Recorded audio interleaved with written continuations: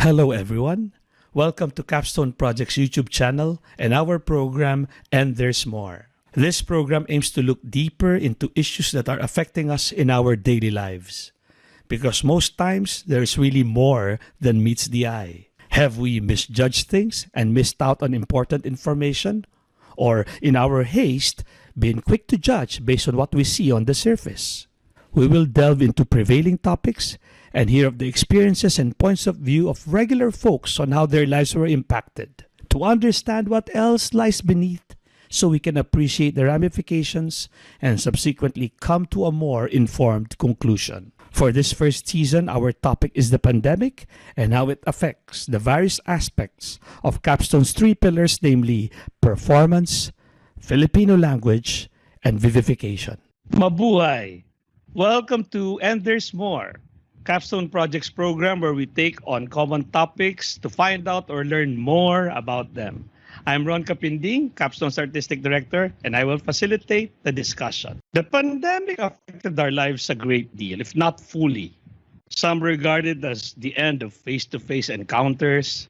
Friends, relatives, and neighbors ask each other, "When will I see you again?" And there's so much more to it. Among the areas badly hit is performance. Not only performance of performing artists, but performance of players in every industry. In this episode, we'll try to understand more the performance in schools of students, teachers, administrators, and even parents of pupils. Did the pandemic stop and paralyze, debilitate, inspire, or transform performance in the field of education? Joining me today are guests whose roles in life make their views relevant to our topic. Our first is a former assistant for academic affairs and is currently back in the classroom teaching high school math. She is also a PAASCO accreditor, a wife to her husband, Sandy, and a mom and learning assistant of her adorable daughter, Luisa. My good friend and colleague, Maria Rosario Antoinette Ramos Arespacochaga. Mabuhay, Ria. Thank you for joining us today. Thank you, Ron. Hi, everyone. Our second guest is a grade 12 student on their second term as student council president. So she was president already when she was in grade 11. She is also vice president of her school's Global Initiatives Network Club. And she used to act and stage manage in school plays I used to direct in her school. Sharina Joy Saludes Chua. Mabuhay, Sharina. Thank you for joining us today. Thank you so much, sir, for inviting me. Well, let's begin. Sharina first. In this online schooling, how was your experience adjusting from when it started last school year to today? So when I first started in 2020, honestly, we thought it was just going to last a couple weeks, but then when it lasted a month, and then 2 months, and then the end of grade 10, we were very confused and honestly terrified of what was to come. But then now that we're in grade 12 and we've already gone through this and we know that other students have already gone through this, I've become more relaxed and calm in my last year in high school. Thank you. What about you, Ria? I don't know how you answer it as a teacher and also as a mom of an online grade schooler. How was your experience since the study from home or the work from home started last school year? I think similar to what Sharina mentioned, at first we were kind of shocked. No? Actually, I think Ateneo was... Is it okay that I mentioned our school? So Ateneo, no problem. Yeah. I think we were very fortunate, Ron, because when it happened and when the lockdown happened, we had to stay at home. The school year was actually finished, right? We were just having our exams. In fact, we were able to have the math exams for the last term in Ateneo. And the same with my daughter. No, she was actually, her last school activity was a school dance. I mean, a school variety show, and she had to perform. So I remember we were all there on a Saturday afternoon. Some people were already wearing face masks. But then after that, we thought it was just going to last for maybe a day or a few days or a week. And then she would still get to go to school and then finish the year because there was a graduation for kinder, right? But then, it became a full-blown pandemic and we had to stay home for the whole year. So I had to adjust. We both had to adjust to a lot of things. Now I can do things that I didn't think I could do before. So yeah, there were a lot of What do changes you that mean? For happened. example, dealing with apps and Yeah, recording myself. Unlike you, I'm not yeah, I really know you to a be very you don't particularly like yeah. speaking in a video. Yeah. Yeah. So I had to learn how to do that. I also don't consider myself a very techie person. Maybe Sharina is, but I had to learn a lot of things. And not only that, no, kasi nga, my daughter was using a different LMS for school. So I also had to learn that, teach that to her while I was familiarizing myself also with what we were using in Ateneo. So a lot of changes happened. I think I've grown a lot as a person. The second year I thought was going to be easier, but as a teacher, I was surprised that it's maybe just as hard as last year, but maybe more difficult. Depending, different things make it more difficult, but it's not as easy as I thought it was going to be. Kasi nga, it's a second year running of the pandemic. Not as easy as you thought it would be. You want to be more particular? Well, what are these things? You thought you'd be more used to it, right? But somehow there are new challenges. And what will those be? Aren't we starting to become more familiar and used to this whole thing? But there are new challenges, right? I thought it was going to be a repeat because I already have the materials, right? Because I recorded myself, I prepared my virtual classes for last school year.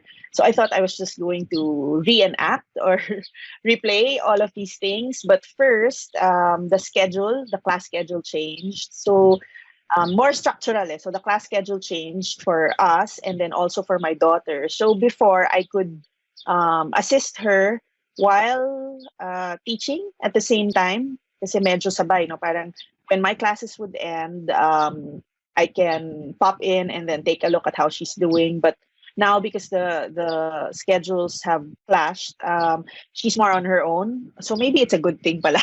Maybe it's more a good thing for her. So that's one Yeah. thing. Second, I'm given a new load this year. No? So we both teach the same grade 7 class. And the teaching grade 10 students is different from teaching grade 7 classes. So aside from creating new materials for the lesson, for the content, I also had to think up strategies and how to approach them differently kasi nga Yeah. they react differently from my grade 10 Very students. different. Let's talk about performance. And performance is one of our very important, one of our main thrusts in Capstone project, and we'd like to talk about it. Let's talk about performance in school, not just performance on stage or in an event.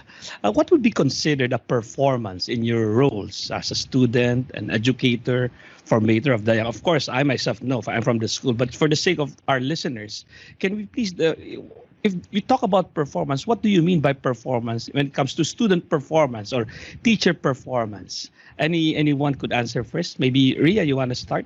So when you talk about performance as a teacher, you mentioned that not specifically in theater or in a show, but I think as a teacher, I always perform. I find myself performing in front of my students. Back in the face-to-face classes, my lesson plan, even if I've been teaching for the past 25 years, my lesson plan is as detailed as it used to be when I was a new teacher. It's like a script for me. So when I go inside the classroom, I know what's going to happen. I've imagined, I've visualized. And so that's a performance for me.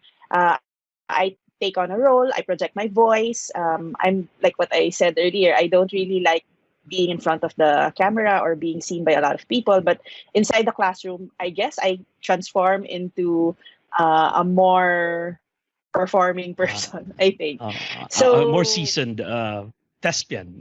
yeah, But yes, yeah. there's always a 40 students or so in your as an audience in the performance in the classroom, right? Yeah. So you're more used to that, though. People you get to know more and more each day versus talking to people Online, that you yeah. don't know. Oh, yeah, online. Yeah, so that's for the teacher. Sharina, what about when you say performance in school? What is performance for a student? I think performance for students could be summed up in two main types. The first one would be co-curricular, and the second one would be extracurricular. So for co-curricular, I think it's mostly your grades, your output such as essays and Google Forms nowadays, and also participation in classroom. So nowadays, since we use Google Meet or Zoom for most schools, we mostly have to raise our hand using a React button, or we have to So, type in a chat box instead of speaking up. so is that still performance? Raising your hand has become pressing a button, and Yeah. recitation has become texting your in the chat box. So that used to be real performance, like you have to move and you have to stand up and speak out. But that used to be what performance is in for students, reciting, participating in class. I'm focusing on the performing parts. I know that we do things as homework, but even that I will ask about that later on. Has homework become more performative now compared to face to face? And what about classroom has become less performative? I don't know what changed. So that's performance. What about Miss Ria? What about administrators? You also is there a performance of an administrator? When I say performance, I think the point of dealing with an audience, that is what I'm referring to. The moments that they need to deal with an audience. You used to be an administrator. What are there performance elements or performance opportunities and roles for an administrator of a school? Yeah, I think so. No, when I used to be administrator, or maybe even as a teacher, no, we are part of committees and we meet people. Different teachers come together and meet and talk about and plan about things that are happening in school. So I think that's also a performance when you go into these meetings and you're prepared and you know what's going to happen and you participate in the discussion. I think now that it's online, it's a little bit more difficult because before, well, personally, I would get my cues from the people that I see or the people in the meeting with me. So if I'm trying to convince them of an initiative that I wanted to push for, I can easily detect who are for the initiative and who are against the initiative, no, Right. by the body, parang the body Body language and language. yeah, But yeah, when they're off cam, you don't know anymore. So it's a little yes, more. You have to do more whatever guessing and yeah, or or praying, or hoping. praying or read more difficult to read signals like tone of voice. So those are the things.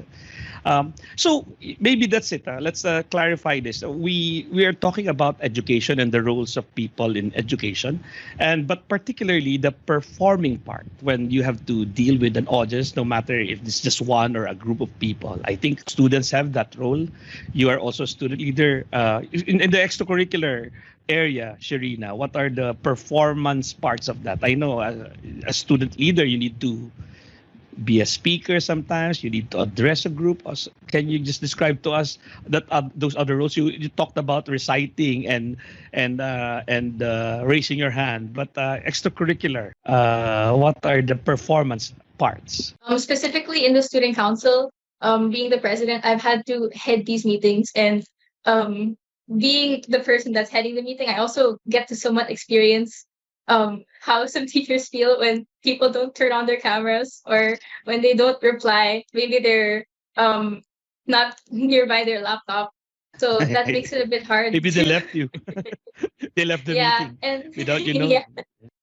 and another thing is that most of the time, live speeches are way more hard to do because of internet connection and possibly scenery. It's quite hard to do that. So lately, for the past couple of years, whenever I've had to make a speech for a project, I usually just record it and edit it to make it very pleasing. Because the live audience, the live performance may not be perfect because of connection, not because of your actual preparation and performance. So how important were face-to-face encounters in teaching or in the classroom or in school? Face-to-face encounters now.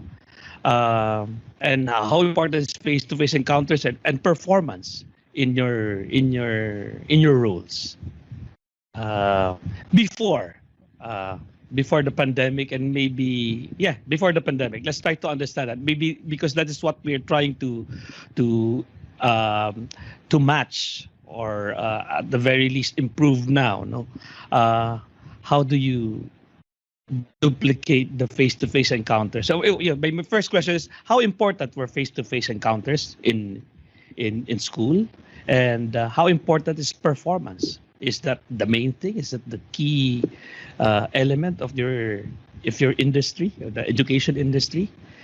Miss Ria, you want to enlighten us? It was very important, no? In face-to-face classes, like when I used to teach inside the classroom, like I mentioned it already a few minutes ago, that I find it really important to be able to gauge how my audience, no? In that case, in that scenario, my students are doing, so I can adjust my lesson, the pace of my lesson. I can give more examples explaining a certain topic depending on how they react inside the classroom. I can see students suddenly maybe scratching their heads, or turning to a classmate to ask that classmate to explain again. So those are the cues that I get to see from them, and I can adjust, no? And I can I can tailor my lesson to fit their needs. Now in the in the online setup, most of my students keep their cameras off for whatever valid reasons that they have. Really crucial for me to be able to gauge by their reactions if they understood the lesson or not. What about you, Sharina? How important is face-to-face encounters? I also have a son your age, and I hear from him um, about missing interactions. Can you just describe to us, Sharina, especially because you're a student leader, you know all these, these concerns of your batchmates or your schoolmates? I think one of the importance of face-to-face interaction was really seen in physical classes before,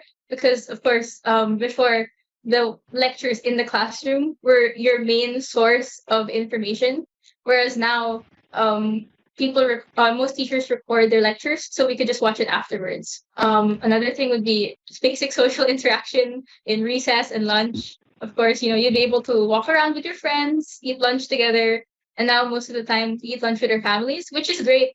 But it also lessens our opportunity to hang out with peers our age in general. You mentioned a while ago about prom and all the social gatherings. Those used to be very, very important events in high school life.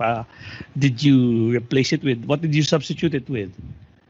For prom, at first it was held by the student council, and then because of the pandemic, we had to refund all of the payments. And after that, we just found out that the office of the principal, they held a TikTok competition with prom suits and dresses instead, and we didn't really know about this until it happened. So we were kind of shocked. But for this year, we currently don't have any plans on how to create an online version of prom, but we are brainstorming ways on how to create an online fair. Both of you have mentioned already some changes you needed to implement to at least achieve what you used to achieve during the face-to-face version of your role. So, can you mention more changes, if any, or if the changes you already mentioned were already enough? Maybe what I'm trying to say here is, did they work? The things that you've already done to match what used to be offered, did they actually work? For example, Ms. Ria was saying now that I have to get used to just guessing, and how does that play now? Are you successful in just using those things? And what is Sharina, that TikTok challenge? You replace the prom with a TikTok challenge. And maybe you're planning, and maybe you're not, and not because it's difficult to plan, but there's also this element of maybe they need to rest. Maybe there's a mental health issue. So all these considerations. So my question is, with the changes or with the revisions you did for the online version of schooling, Did you notice if they actually work? Did you observe already? Did they actually are as effective or somehow effective? Right. I think with regards to the events that we've made, both in the student council and in other clubs, I think we were able to at least be on par with our physical counterparts. And in What do you this mean year, by actually, physical counterparts? Physical counterparts would be the what used to be uh, the original version during the yeah, face-to-face uh, uh, version. Okay, sige. yeah. At par with the face-to-face with the original counterparts. Please proceed. Sorry. Uh, and then this year we have begun to actually try to exceed those expectations. Like we have an event before the start of school year called New Smiles, where we introduce new students to old students. And before, it would usually be a treasure hunt around the school building. And last year, in grade 11, it was just a Google form escape room. But then in this year, I was able to help a volunteer create an actual video game for the new students to play. So that was really exciting. And I hope that these improvements can also be made for all of our future events. Yes, so you're also starting to improve improve your initial efforts to replace the face-to-face activities. Miss Ria, did they actually work? All these substitute or all these revisions of what we used to do? As a math teacher, I don't think I can answer that now. No, I think knowing or being able to tell if what we did worked, the changes that we made in order to be able to deliver the lessons online. If they worked, will be, I guess, a few years from now. We'll see. We'll be judged a few years from now, maybe if they get to senior high school or when they get to college. No? If the lessons that we taught them online stuck, or there's retention, or there's mastery, because we had to do a lot of cutting down in terms of the curriculum and the content that we delivered to students because of the limitations of online. So um, I hope some of these things stuck. So I guess what I'm trying to say is like maybe in terms of content, I can't tell. I'm not sure if the interventions that we did worked. We'll know in a few years. But I think there are other things that they gained aside from the content that we were hoping that they would learn from the online classes. No? Like what Shirina mentioned, I'm quite impressed with the output of some of the students in terms of digital assessments and digital work, digital projects. And I think that's something that was born out of the pandemic. So meron naman, I think there are some positive things and outcomes out of the pandemic. But that's interesting about the content. Of course, when you say content, it's the retention of what was taught, the lesson you offered.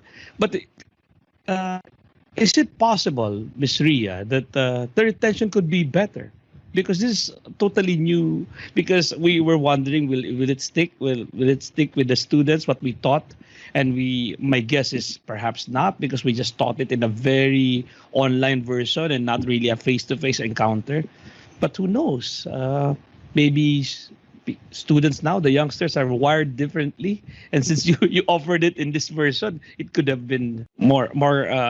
It would have stuck better with the kids. Is that even possible? Are you also open to? Oh no, not open. Are we also? We were not sure, but is that enough reason for us to be insecure about what we're doing, or the only recourse is to wait and let's see? Because of the situation now, the success or the retention or the mastery of students, a lot of it lies on how the students are going to take what we've taught them. Like a positive thing is everything is recorded, right? So they all have a copy of these lessons. So if they had the initiative, they can go back and refer to them and watch them again. So in that sense, it should be there in their heads. I mean, they should master it. It's literally recorded. It's Yes, literally recorded. literally. It's literally noted because it's completely. Yeah. But it's really up to them. No? So it can. I'm not saying that it won't be. It can, but it depends on the people accessing the information. Well, given that the bug, this virus, will be here to stay, or will stay longer than uh, what we are hoping for, do you think that performance in school will become more vibrant, or will it temper down? Ang hirap ng tanong ko, no? So my question is, it's here to stay, and somehow we're not as shocked as we were last year. So how do you foresee the performance in school, both of teachers, even of parents helping their students as learning assistants, even administrators? Will it become more vibrant, or will it temper down the performance in schools? I'd like to go Sharina, first if that's all right. Yeah. Sharina, please. I think in terms of class performance, it would start to become more dull because from what we've seen, participation has already gone down a lot because of all the possibilities of asynchronous activities. Instead of going to the actual classes, they'd rather just submit their handouts and homework and watch the recorded videos instead. But then in terms of extracurricular activities, I think it would become more vibrant because even though a lot of sports varsities were canceled or if face-to-face meetings were closed, a lot of people, from what I've seen, were able to make the most of the online situation by joining or founding online organizations, joining Online more organizations, activities in general. Yeah. And I think the reason why is because extracurriculars will now have more gravity since college entrance exams have currently been suspended, right? So these things have become more important, and so people are taking more initiative on it. Why do you, can you just explain further, Sharina, before I ask Miss Ria? The participation in the classroom, you are guessing it will be duller and duller as this pandemic stays stay on our in our lives. What do you mean by that? Because you explained it briefly a while ago. Because right now it's more asynchronous. That the lessons are more designed asynchronously, and so participating in the synchronous sessions are less exciting. Well, can you expound further? Can you expound, please, Sharina, what you mean by it will be duller and duller as this bug stays on?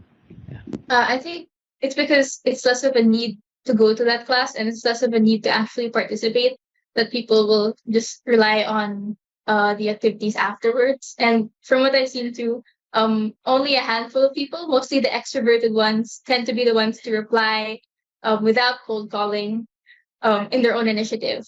So I think a lot of the people who don't usually participate in class will participate even less because, of course, why would you participate if no one's asking you to, in a way? Yeah. Well, unless the teachers can help it. Yeah. So let's ask Miss Ria. Do you think it will be more vibrant performance in school? Well, first of students and also of teachers. If this bug stays. I'm not sure if I'm going to answer directly your question, but your question kasi reminded me of some thoughts that my husband and I were having a few days ago, no? Because we were thinking of what to do for our 7-year-old because there was talk that this online setup will stay until year 2025. And I was thinking, oh my goodness, that's almost all the elementary years of my daughter. And I feel like that's such a waste of those years. But then I was reflecting, like what you were saying, there are gains naman. We learn a lot, our students learn a lot of other things during this online setup. I guess where we were coming from when we were talking about it is more in comparison to other countries who have returned to face-to-face classes. So initially, when the whole world stopped and everyone was doing online, it was okay, and she was in grade 1, right? So parang okay lang. And then, but looming ahead, all elementary years doing online classes while the whole world has gone back to face-to-face classes, then that puts her at a disadvantage because I think face to face is important in education. I'm not saying that we should have classes again like what we used to, but maybe more a blended learning type. Because there are also a lot of gains from the online setup, and I think if we're able to match or combine the best of both worlds, then it would be really really successful. So yun, that's my part of my answer. And then I also wanted to react to what Sharina was saying. I think keeping the students engaged in a synchronous session is also something the teacher should be able to address. Maybe that's also why I am finding it harder than I thought it would be this school year, because I thought could just replay and just use all the instructional materials I used last year. But then I have different students and they react differently to the lesson, so I need to be able to plan things differently to suit their needs and their to pick their interests. You mentioned Miss Ria, and I think Sharina also, that there are also good things that we can bring with us and use as a blended version, even when this bug is over. What are these good things that we think we learned from the pandemic and we owe to the pandemic? That we can, what lessons are these that we learned during the pandemic that we can bring even when it is over? I think one of the things that we need to be able to take away from this pandemic, even if we're back to face classes, is for me the flipped classroom. As an administrator several years ago, even before the pandemic, I was trying to push for the flipped classroom. Can you briefly define that? Yeah, please, thank you. Yeah. So we're Flipped in classroom. yes, content input is given to students ahead of time, so they are able to view them at home.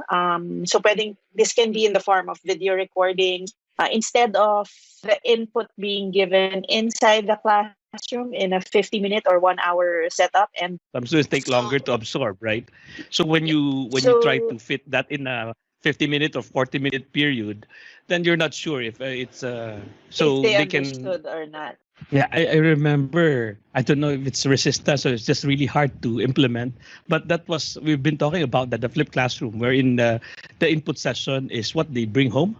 And then the drills and the questions are what they do in the classroom. The questions and clarifications and the coaching is what happens in the classroom. But somehow the pandemic necessitated that. And then even despite of the reasons where we're not ready resources wise, we're not ready teacher training wise, but we had to embrace that as much as we can, because that is what the pandemic, this setup actually is seeking.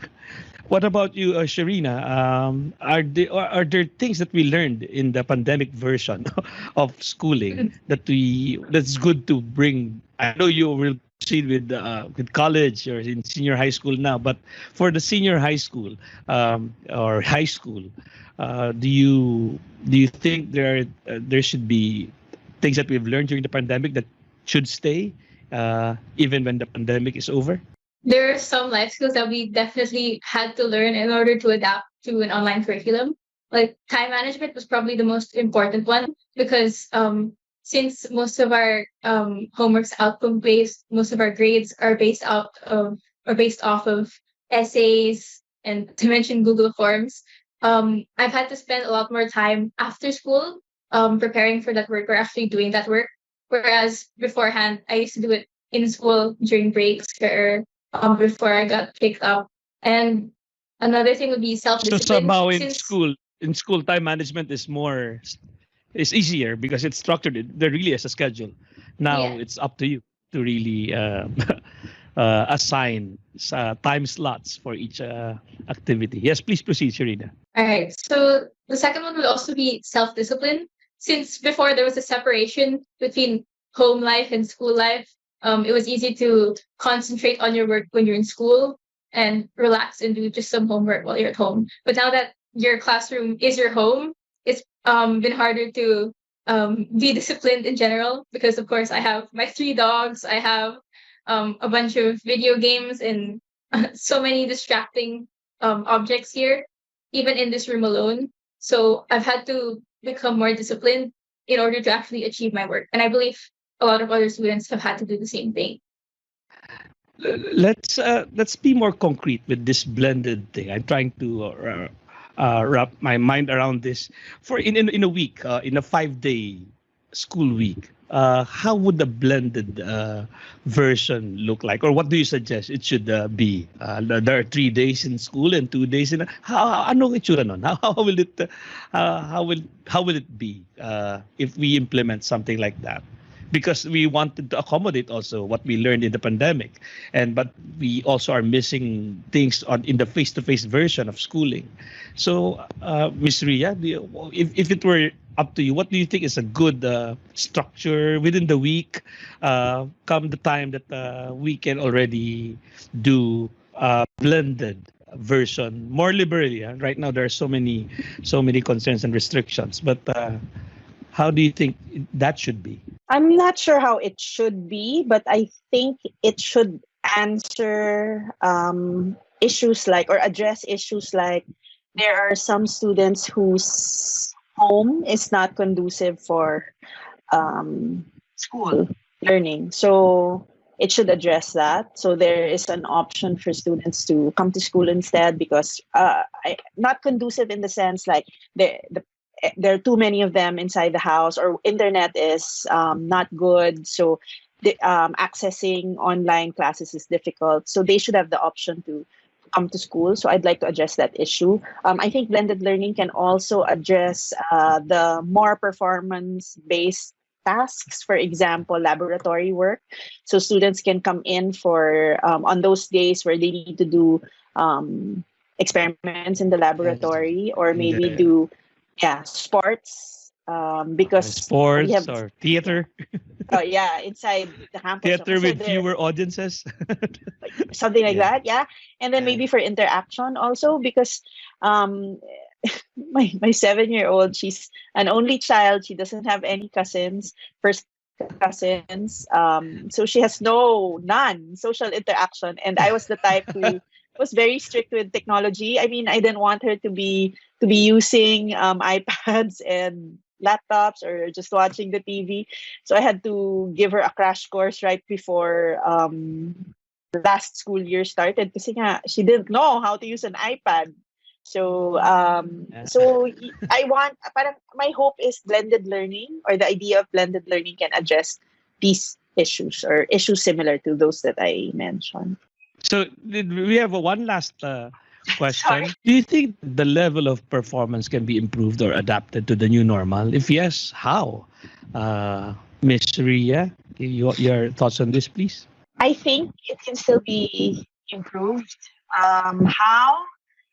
We really have to be creative and think out of the box. No? All of our past understanding of how education used to be or was supposed to be, we have to throw that out the window and take a lot of the learnings we had from last school year and this school year, and use that to form an idea of what our dream school would look like post-pandemic. First. And then second, I think one way to do that would be to identify mentors. What I realized in the past 2 years is that even if I'm a veteran, I've been teaching for the past 25 years, there are so many things I can learn from the younger teachers. And even with my other colleagues of the same number of years in the industry.